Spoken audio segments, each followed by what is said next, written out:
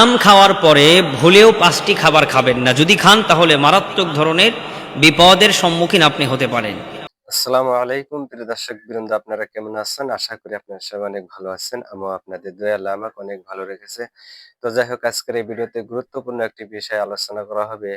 প্রিয় দর্শক, আম খাওয়ার পর 5টি খাবার খেলে মারাত্মক ক্ষতি হতে পারে।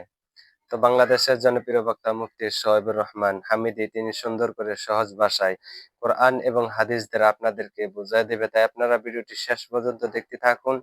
ভালো লাগলে লাইক করুন, কমেন্ট আপনার মতামত জানান এবং ভিডিওটি শেয়ার করে আপনাদের বন্ধুর কাছে পৌঁছায় দিন। তো চলুন প্রিয় দর্শক বৃন্দ, আপনারা ভিডিওটি দেখতে থাকুন, আমরা শুরু করি। আল্লাহ বলে দিলেন, ওয়ালা তুলকু বিআইদিকুম ইলা তাহলুকা।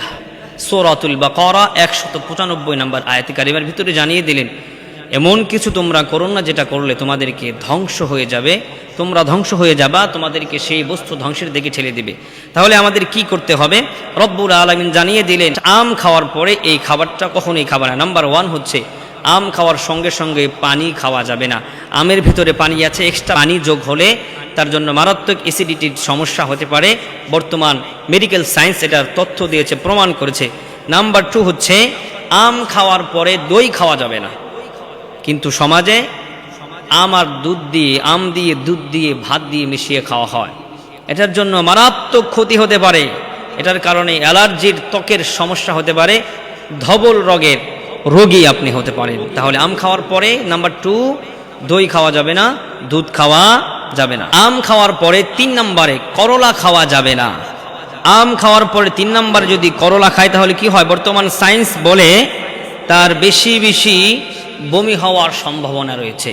বেশি বমি হওয়ার সম্ভাবনা রয়েছে। যদি বমি হয়, চেহারা নষ্ট হয়ে যায়, শরীর দুর্বল হয়ে যায়, অনেক কষ্ট হয়। তাহলে আম খাওয়ার পরে আমরা করলা খাবো না।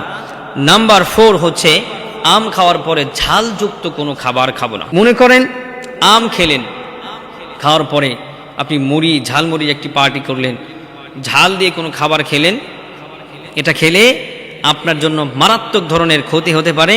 এটা বর্তমান সায়েন্টিস্ট বিজ্ঞান বলেছেন। 5 নাম্বার, আম খাওয়ার পরে কোমল কোনো পানীয় পান করা যাবে না। স্প্রাইট, মধু, 7 আপ, তারপরে অনেক অনেক কোমল যে পানীয় আছে, এই পানীয়গুলো আম খাওয়ার পরে খাওয়া যাবে না।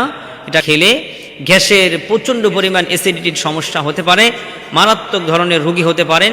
এটা আমার কথা বলছি না, বর্তমান মেডিকেল সায়েন্স এইগুলো গবেষণা করে বিশেষজ্ঞরা তথ্যগুলো দিয়েছে। সেই জায়গা থেকে নোট করে করে আপনাদের জন্য, সেবার জন্য, খেদমতে হাজির করেছি। রব্বুল আলামিন আমাদেরকে প্রত্যেকটা বিষয় সূক্ষ্মভাবে মানার, আমল করার তৌফিক দান করুন।